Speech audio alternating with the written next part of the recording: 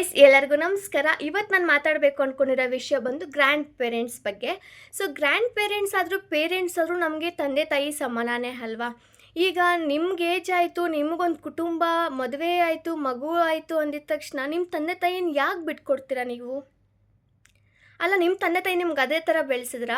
ಎಷ್ಟೊಂದು ಜನ ಈಗ ತುಂಬ ವೈರಲ್ ಆಗ್ತಿರೋ ವೀಡಿಯೋಸ್ ನೋಡ್ತಾನೆ ಇರ್ತೀರಾ. ಈಗ ವೃದ್ಧಾಶ್ರಮ ಆಗಿಬಿಟ್ರು, ನಮ್ಗೆ ನೋಡ್ಕೊಳಕ್ಕಾಗ್ತಾಯಿಲ್ಲ, ರೋಡಲ್ಲಿ ಬಿಟ್ಟು ಹೋಗೋದು, ಪ್ರಾಪರ್ ಮೆಡಿಸಿನ್ ಕೊಡ್ತಿರ ಇರೋದು, ಅಥವಾ ಮಗ ದೊಡ್ಡ ಮಗ ನೋಡ್ಕೊಳ್ಳಿ, ಚಿಕ್ಕ ಮಗ ನೋಡ್ಕೊಳ್ಳಿ, ಮಗಳು ನೋಡ್ಕೊಳ್ಳಿ ಅಂತ. ನಿಮ್ಮ ತಂದೆ ತಾಯಿ ಅದೇ ಥರ ಬೆಳೆಸ್ರೆ, ಇವಾಗ ಒಂದು 2-3 ಜನ ಮಕ್ಕಳಿದ್ದಾರೆ ಅಂದಿದ ತಕ್ಷಣ ನಾನು ದೊಡ್ಡವ್ರನ್ನೇ ನೋಡ್ತೀನಿ, ಚಿಕ್ಕವ್ರನ್ನಷ್ಟೇ ಸಾಕ್ತೀನಿ ಅಂತ ಅವ್ರು ಭೇದ ಭಾವ ಮಾಡಿಲ್ಲ ಅಂತಂದಮೇಲೆ ನೀವು ಯಾಕೆ ಭೇದ ಭಾವ ಮಾಡ್ತಿದ್ದೀರಾ? ನಿಮ್ಗೆ ಅದೇ ಥರ ಜೀವನ ಕೊಟ್ಟರು, ಅವರು ಕೊಟ್ಟಿಲ್ಲ ಅಲ್ವಾ. ಸೊ ನಿಮ್ಮ ಮಕ್ಕಳು ಹೇಗೋ ಈಗ ನಿಮ್ಮ ಮಕ್ಕಳಂದ್ರೆ ಎಷ್ಟು ಪ್ರೀತಿನೋ, ನೀವು ಚಿಕ್ಕವಾಗಿದ್ದಾಗ ನಿಮ್ಮ ತಂದೆ ತಾಯಿಗೂ ನೀವು ಅಷ್ಟೇ ಪ್ರೀತಿ ಇರ್ತಾರೆ. ಈಗ ನಿಮ್ಮ ಮಕ್ಕಳನ್ನ ಹೆಂಗೆ ಬಿಟ್ಟಿರೋಕ್ಕಾಗಲ್ವೋ ಹಾಗೆ ಅವರು ಸಾಕಿರ್ತಾರೆ ನಿಮ್ಮನ್ನು. ಸೊ ಅವ್ರಿಗೆ ಏಜ್ ಆಯಿತು ಅಂದರೆ ಅವ್ರ ಮೈಂಡು ಲಿಟ್ರಲಿ ಮಗು ಥರ ಇರುತ್ತೆ. ಸೊ ದಯವಿಟ್ಟು ಅವ್ರನ್ನ ಅರ್ಥ ಮಾಡ್ಕೊಳ್ಳಿ. ತುಂಬ ಜನಕ್ಕೆ ತಂದೆ ತಾಯಿ ಇಲ್ದಿರೋರಿಗೆ ಮಾತ್ರ ಆ ಒಂದು ಫೀಲ್ ಗೊತ್ತಾಗತ್ತೆ, ನಿಮ್ಗೆ ಇವಾಗ ಗೊತ್ತಾಗಲ್ಲ.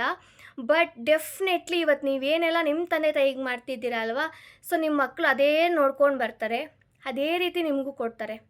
ನೀವೇನು ಅವ್ರಿಗೆ ಟ್ರೀಟ್ಮೆಂಟ್ ಕೊಡ್ತೀರೋ ಸೇಮ್ ಟ್ರೀಟ್ಮೆಂಟ್ ನಿಮಗೆ ಕೊಡ್ತಾರೆ. ಸೊ ಯೋಚನೆ ಮಾಡಿ ಆ್ಯಂಡ್ ದಯವಿಟ್ಟು ಅರ್ಥ ಮಾಡ್ಕೊಳ್ಳಿ. ಒಂದು ಎಮೋಷನ್ ಅನ್ನೋದು ಇರುತ್ತೆ ನಮ್ಮ ಮಗ ಮಗಳು ಅಂತ ಹೇಳಿ, ಅದನ್ನು ಕಳ್ಕೊಬೇಡಿ. ನಿಮ್ಮ ತಂದೆ ತಾಯಿನ ನಿಮ್ಮ ಮಕ್ಕಳಾಗಿದ್ದ ತಕ್ಷಣ, ನಿಮ್ಗೊಂದು ಕುಟುಂಬ ಬಂದಿದ್ದ ತಕ್ಷಣ ಬಿಡಬೇಡಿ, ಅವ್ರನ್ನ ಚೆನ್ನಾಗಿ ನೋಡ್ಕೊಳ್ಳಿ ಗೈಸ್, ಅಷ್ಟೇ. Thank you.